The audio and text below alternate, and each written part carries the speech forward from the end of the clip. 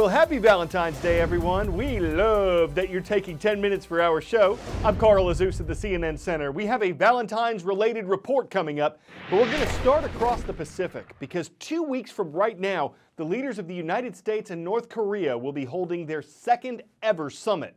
The first time they met, it was the first time that sitting leaders from these two countries ever came face to face, was last summer in the Asian island country of Singapore.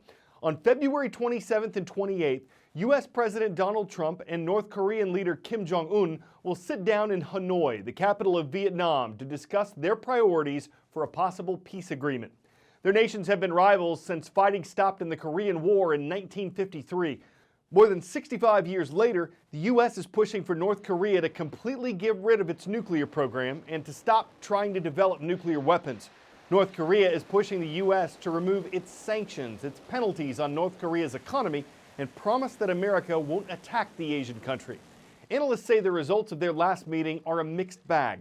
It was a foreign policy success for President Trump and leader Kim, and military officials say that tensions have calmed down on the border that joins North Korea and South Korea, a U.S. ally. On the other hand, analysts say there haven't been lasting concrete results from their first summit, and the North Korea's military is still a risk to South Korea, the U.S., and their allies. A sobering assessment from the commander of U.S. Forces Korea, General Robert Abrams. He's sitting there in South Korea watching the Korean People's Army conduct their winter training exercises. He says they're the same size, scope, and at the same time that North Korea has done it over the last 4 years, even during the height of tensions. Meanwhile, U.S.-South Korea joint drills have been significantly scaled back or suspended on orders from President Trump.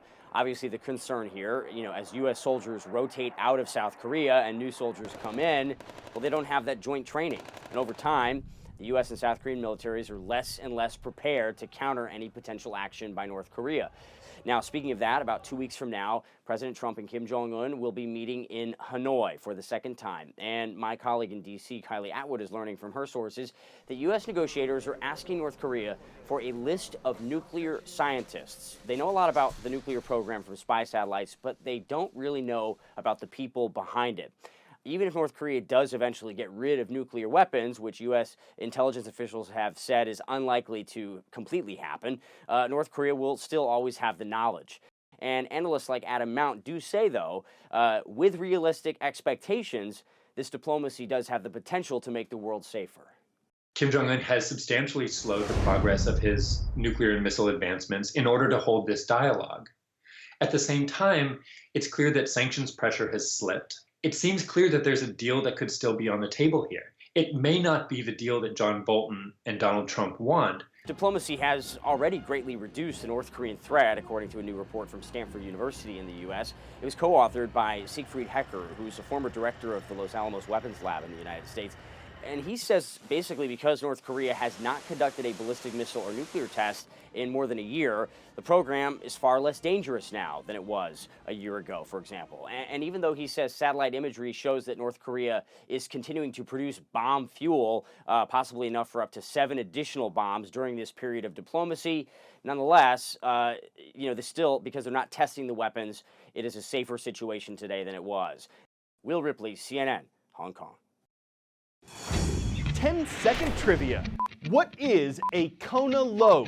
Is it a type of coffee, a weather system, a surfing trick, or a Hawaiian region? While Kona is a part of Hawaii's Big Island, a Kona low is a weather event that often brings cooler weather to the islands. Rain and gusty winds are also part of a Kona low, and the island state was recently hit with a big one. Check this out. What he wants you to check out is exactly what it looks like. Snow at Polipoli State Park on the island of Maui.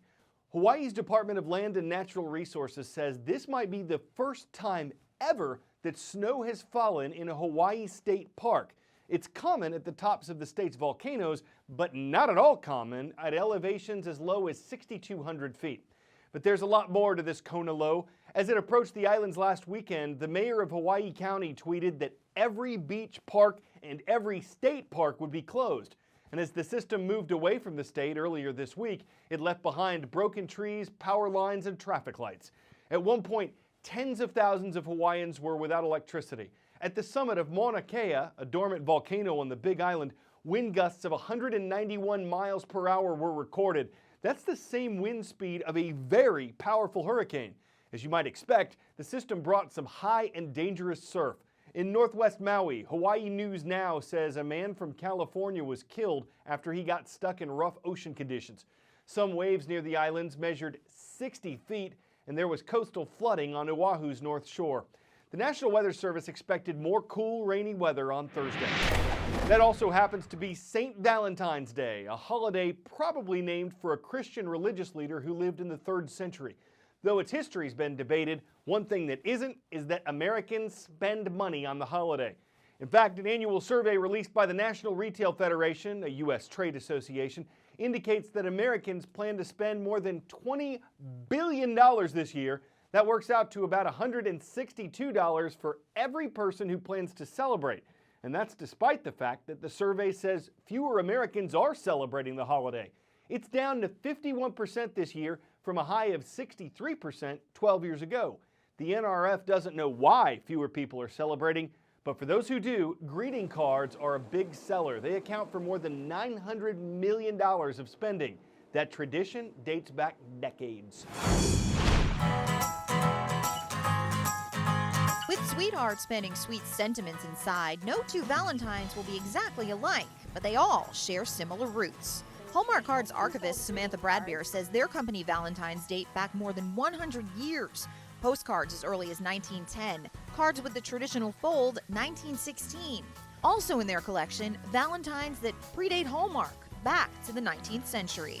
These are all antique Victorian Valentines designed by Esther Holland.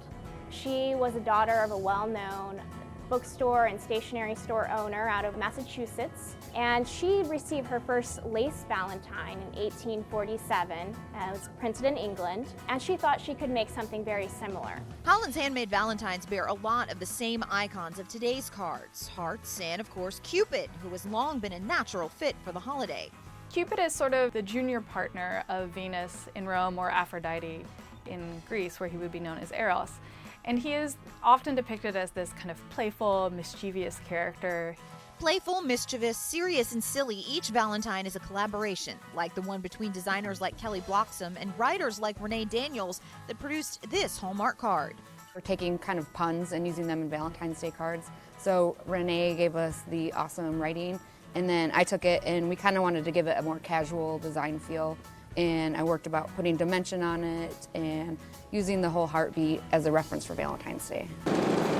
And while Esther Howland had to round up her friends to help mass produce her handmade cards, today's card companies get a little more help. During Valentine's Day week in Hallmark headquarters, artists were already at work on Valentine's Day 2019, knowing their cards may leave a lasting impression. In Kansas City, Missouri, I'm Karen Kafa.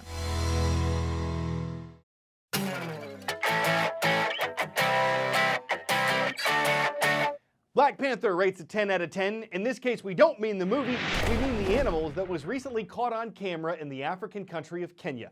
It's also known as a black leopard, and there hasn't been a confirmed sighting of these cats on the African continent since 1909. Most of them live in Southeast Asia. A zoologist says now they've been caught on camera, there'd be a lot of value in protecting them in Kenya. Assuming the animals let pardon the efforts. Then they might think posing for more pictures is panthering, but they are some cool cats, so you can't blame the researchers who spotted them from roaring with excitement. For CNN 10, I'm Carl Azuz.